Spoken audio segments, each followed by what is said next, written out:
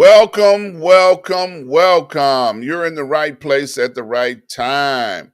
Today is Wednesday and it is noon, and you're right on time for the noon report. I am your host, Dr. Ron. I'm glad you dropped in for today. I tell you, it's some crazy stuff in the air. And I tell you, I don't even understand why it's going the way that it's going, but it's some crazy stuff in the air. Let's talk about a little bit of it. First thing I want to do is give a shout out to my mentor, Dr. Hunt. Dr. Hunt and I have been traveling in life together for 30 plus years. And I love giving a shout out to him on every broadcast because I want to encourage you all, the people, the viewers, the listeners, to get a mentor, somebody that you can count on that can be a blessing to both you and your family, as well as you can be a blessing to him and his family. So I encourage it wholeheartedly. Every broadcast religiously, I talk about my mentor, and I want to encourage you all to do the same. Talk about your mentor. Shout it from the rooftop. I got a mentor and he's been a blessing to me. So let's just get on that bandwagon, find somebody if you don't have somebody. And then when you get a show, you can shout your mentor out from the rooftop. All right. So let's move right along. I just want to understand what's wrong with these Republicans. These Republicans have lost their mind. They would rather, there are so many that are hard right Republicans that would rather see the country shut down and not pay its bills than to go along with what McCarthy and the president came up with as a negotiation to help keep this thing going. So let's talk about it a little bit. There are many hard right Republicans that say no to the deal. They do not want to talk about any of the negotiations that were successfully done during the negotiations with McCarthy and President Biden. Now, Jeffries has also said that, look, no matter what, how many hard right don't vote for it, we got enough Democrats to push it up and maybe even push it over. So people don't worry. But the Republicans think that they're running things. They think they're ballers. They think they're thugs. They think they're hard. And they think that they can stop the world for their own selfish reason. Now, I was listening to some commentaries about what the negotiation was really all about. And McCarthy went in there trying to do budget negotiations at a time like this when you need to increase the debt ceiling. The budget negotiations don't start until September. So Biden says, okay, you want to talk about the budget? Let's talk about the budget. But the real hardline negotiation for the budget don't take place till September. So all of these things that he said he walked away with, are really a joke. There are things that are going to affect how the government is going to be affected during the budget negotiations. Now, it's interesting. McCarthy, during some of his press blurbs, was saying that, yes, we had a victory.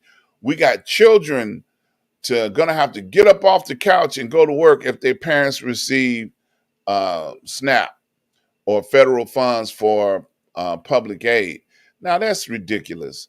How are you gonna force children who need to be in school somewhere to have to get up and go to work somewhere because you think that you're making a gain by forcing children to go to work? Children's job is to go to school. But now you want to put them in the field somewhere picking cotton or picking watermelon because you feel like they need to work in order to be able to eat? Unridiculous statement from the Republican leader in the Republican Party. Oh my God, that's retarded. He is out there pushing for reform in the public aid system. These people are already poor. Nobody goes down and gets on public aid on purpose. They're struggling. They need food. And now you're going to push upon them rules and regulations to make it harder to get food and starve to death. I mean, if you look at third world countries that are not feeding their people, they have this issue. We have aid from this country, the Red Cross, churches, ministries that feed people in other countries because they don't have no other way to get fed. So what do you want? Other countries that have more money and more influence than us to offer food to our poor, to offer food to our young because they have no other place to get it? That's what you set us up for. Now, this is supposed to be one of the richest countries in the world. Yes, our debt is in the trillions of dollars because we feed people everywhere else around the world, but yet we treat our homeless in the worst deplorable possible way. So, yes, I'm calling them out on this one. Um, Leave the people that need help alone. Ain't nobody getting over on the gun. You act like people are getting millions of dollars to feed their family. No, you need to be charging those that are millions of dollars sitting in their coffers the opportunity to help some of the poor people in this country by charging them more taxes. But they don't want to talk about that. They want to give more tax breaks and save money, keep more money in their pocket, and they don't care who starves to death. All right, you done got me on a rant and a rave here. So now I want to give a talk about the building that has fallen down and collapsed in Iowa. And I want to send a prayer of support out to those families that have lost their homes and lost loved ones in that collapsed building in Iowa. Yes, it's in the news headlines. And I just definitely want to talk about that for a brief second. There's something going on with these buildings and all the developments that took place and that were done improperly. And there were several people that were saying, like, why didn't anybody know that this building was capable of collapsing? They do inspections on this building all the time. Why didn't they know? Why didn't the structural engineers, tell somebody, get out of this building, it's a possibility that it may fall? They didn't do that. So some people, you know, um, they did not take care of their business the way that they should have by investigating and checking this building properly. They could have saved some lives. So shout out to the families. Got to talk about Ron, the governor in Florida, and his botched botched campaign announcement. He was doing a radio talk on Twitter announcing that he's running for the presidency of the United States, and the servers crashed. Everybody couldn't hear it. It was like a disaster.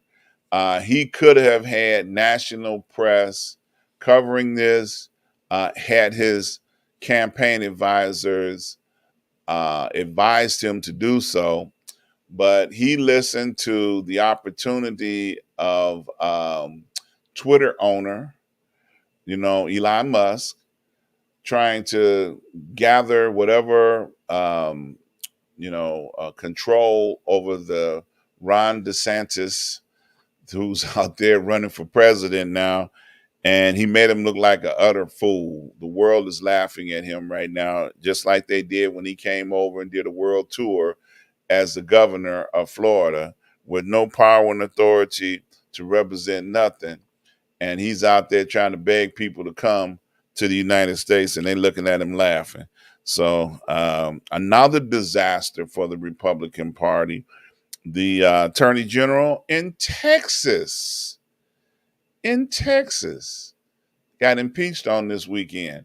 So they went into committee and they voted to impeach him. So he definitely got a impeachment vote. But for Republicans, that doesn't mean much of nothing. So they impeached the president, former president, 3 times, and it didn't mean anything to the Republicans because he's still their front runner candidate. He's still the person that they want to save the world, to save the country, and it's unbelievable. I saw some updated information about the former president that his lawyers are now turning on him. People are beginning to see that this is a disaster.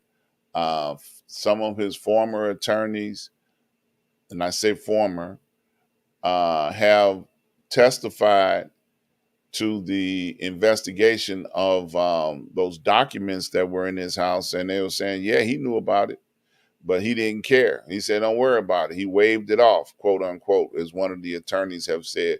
So the testimony that's coming forward from people that can prove that he knew and did nothing about turning over that information is definitely damning towards him. He is definitely going to have to answer for those documents in Mar-Largo, because he claimed that he didn't know they were there. Oh, I declassified them with my mind. I could just think and woof, they're declassified.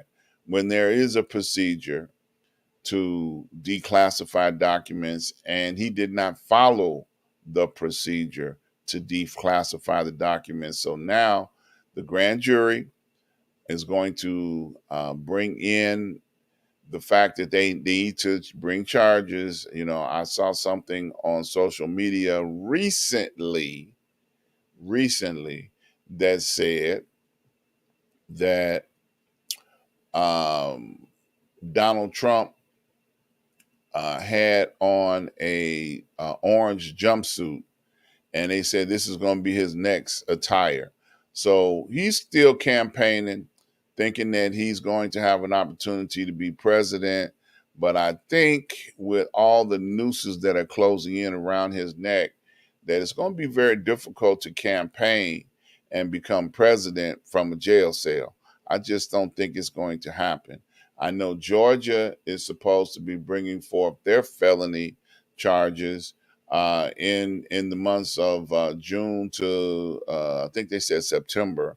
They informed all of their staff to be ready to entertain, you know, his entourage when they come, so that they can put him in front of a judge in Georgia for his part and the role he played with that conversation that he said was a beautiful conversation. Well, it's going to beautifully get him arrested, I hope, real soon. So I'm just, you know, curious on why the Republican Party holds so much faith and confidence in this man when he ain't did nothing but lie and mess the country up. If you go back and look, now this is what I'm encouraging people to do. This is your homework. I'm encouraging you to do this. I want you to go back and look at every company that Donald Trump had his hands on throughout his entire career, and find out how many of those companies that he totally ruined and destroyed. I just want you to take a look for yourself. He destroyed every company that he put his hands on. Everything that he was in charge of, everything that he had control of, he ruined it. And it only took him 4 years to mess up the United States of America. Only 4. Just imagine how messed up it would have been if he would have stayed in office for another 4 years. Okay, just imagine. 4 more years of Trump would have created a bankruptcy for real. Okay, because he's bankrupt many private companies. Okay, he has ruined many companies.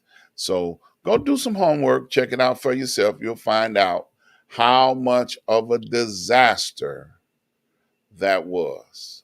Okay, how much of a disaster that was. That was totally a disaster. Okay, so now Donald Trump, let's talk about we ain't got much else to talk about. I've been on here ranting and raving for a few minutes now. I want to talk about the Representative DeSantis.